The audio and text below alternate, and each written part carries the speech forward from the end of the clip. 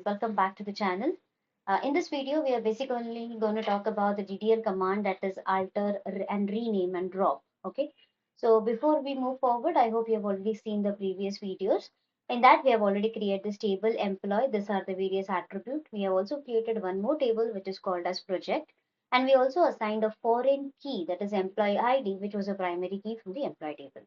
Now let us say we want to use the alter table. Now when do we use this alter command? Let us say in my employee table, I forgot to add one more column, okay, in the existing table. As you can see, my employee table was already created. Now I want to add a column to it. So for that, we have to use the alter command. Let me tell you, you're adding a column means you're changing the schema of the table. So that comes under your DDL command, okay. So I'll say alter table, I write the name of the table as I'm adding it. So I write add column. Let us say I'm adding a column which is called as address. I have to give its data type. In the previous video, I've already told you what should be the data type and why are we giving a size 50 and all. Okay. And let us say we are also saying that we also want to add a constraint, that is not null. So this is how I can add a column to the existing table. Let us try and run it. As you can see, the table has already been added. Sorry, the column has already been added to the table. Now, this is one situation, where we can use the alter table command. But now let us say what if what has happened is you have added a column, let us say address, in the employee table, but later you realize that it was not supposed to be called as address. It was supposed to be called as, let us say, location. So you need to rename. Now, the next thing that we need to go and learn is rename. Okay, how do we use this rename? You have to rename the existing column that was there in the table. So for that, again, you are altering the table only. So you will say alter table. Which table are we altering? Employee only. We are going to rename. What are we going to rename? Column. What is the name of the column? The name of the column is address to, what are we going to rename it to? Location. Let me tell you, we are not going to change the constraint nor the size. We are only renaming it from address to the location. So this is also where, we can just run it and check. So yes, we can also alter the existing column name. Okay. So, and we can still run it. One more way of doing alter command is, what if I want to change the name of the table itself? My table was called as employee. Okay, I don't want to call it as an employee anymore. I want to call it as something else. Okay, so what can I do? What can I call my table?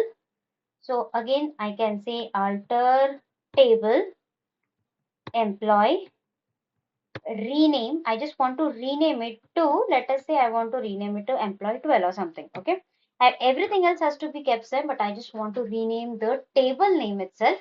So the table here is this. So let us run this and check. So yes, now we do not have any table which is called as an employee. We will have a table which is called as employee 12. Let's just try and see. Select star from employee 12 now. Okay, that is the name of the table. And we can run and see. So this is our table which has all the columns. Okay.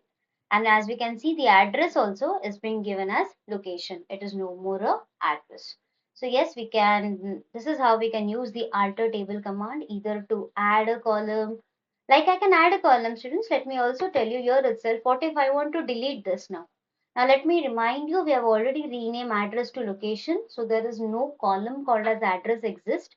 So let us say if I want to drop a column, I will drop the column whose name is location. Okay. So now let us drop the column also. What if by mistakenly you added a column and now you realized only that particular column have to be removed?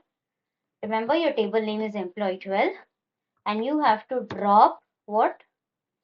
Drop column, okay, which is called as location. Okay, while dropping, let me tell you, you don't have to give the data type, you don't have to give the constraint because everything already has been given. You only have to drop the existing thing. So yes, you can select this and we can run the command and we can see that the query has been executed.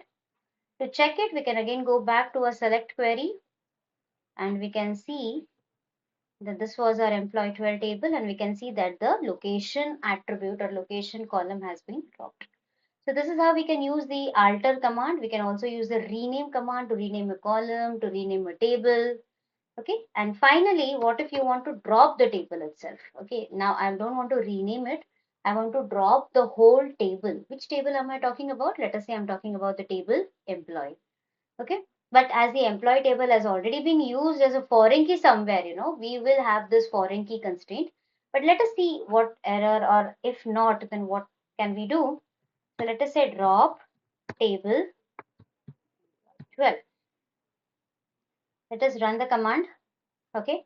Yes, as it is giving us an error that why we are not able to drop it, because the primary key of this table, okay, this table, we have already used as a foreign key. In a previous video, we have done that. Okay, the employee ID was used as a foreign key. You cannot delete the parent command directly when the child is dependent on it. In that case, if you try, students, dropping project, okay, let's say, because project primary key is not used as a foreign key anywhere. So let us see if I do this. Yes, it is giving me that yes, I can drop the table. The table has already been dropped. Okay, so this is how what we learned in this particular video is alter table, renaming column, renaming table, and also dropping the table. Thank you so much.